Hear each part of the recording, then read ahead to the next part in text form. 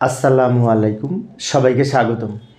প্রিয় শিক্ষার্থী বন্ধুরা, আজকে আমি এই যে আইসিটি বিষয়ের আমরা যখন লজিক গেট থেকে এই এক্সের মান যদি এখানে বের করতে বলে, যেমন এখানে একটি লজিক গেট দেওয়া আছে বা লজিক সার্কিট দেওয়া আছে, এই তথ্যের আলোকে এক্সের আউটপুট কী হবে সেটি আবার সরল করে দেখাতে হবে। এরকম প্রশ্ন অনেক সময় বোর্ড পরীক্ষায় আসে, একটু ভালো করে লক্ষ্য করি।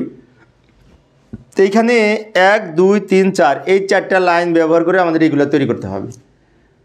এই 4টা লাইনের মধ্যে এই 4টা লাইনের পরিচয় যদি আমরা জানতে চাই, তা এইটা হচ্ছে এখান থেকে শুরু হয়েছে, এটা ইনপুট আর এই লাইনটা যে এখান থেকে এসে থেকে বের হয়ে এর সাথে নট যুক্ত করে এখানে এই যে লাইনটা বের হয়েছে এটা কিন্তু নট।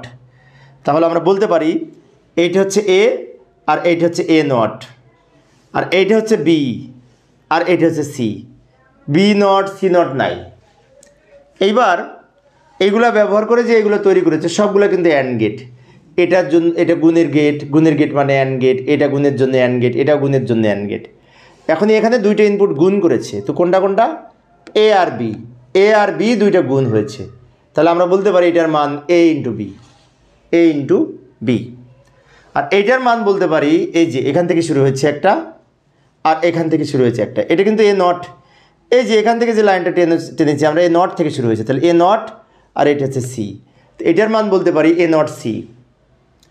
এবার এইখানে আসি, এখানে আবার এইটা আর এইটা দুইটা গুণ হয়েছে, সবগুলো কিন্তু গুণের গেট।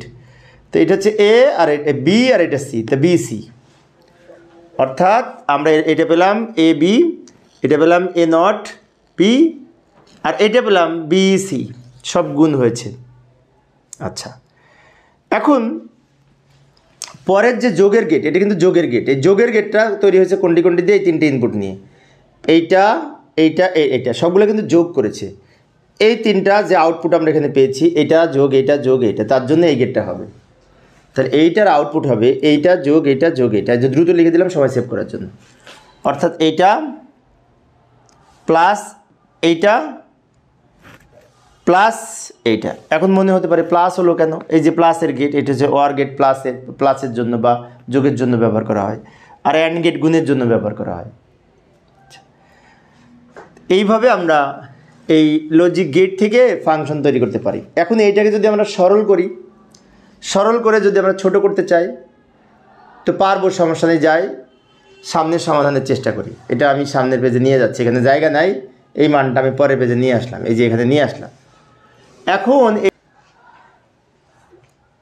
তো এইটা যদি আমরা সরলীকরণ করি তো আমরা এটা এখানে লিখি, এটা যা আছে নিচে লিখলাম।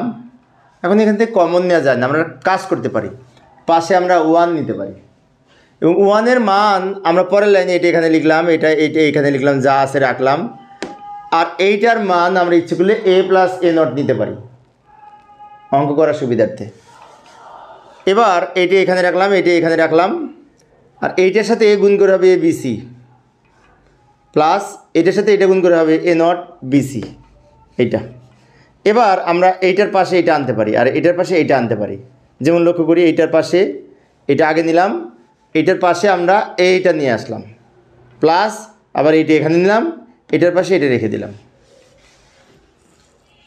এইবার আমরা এই দুইটা অংশ থেকে এ নট সি কমন নিতে পারি। এ নট সি যদি কমন নিই তাহলে কি থাকবে?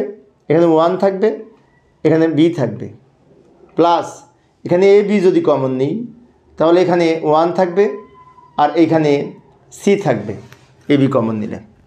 এখন এই 1 প্লাস বি সমান কিন্তু 1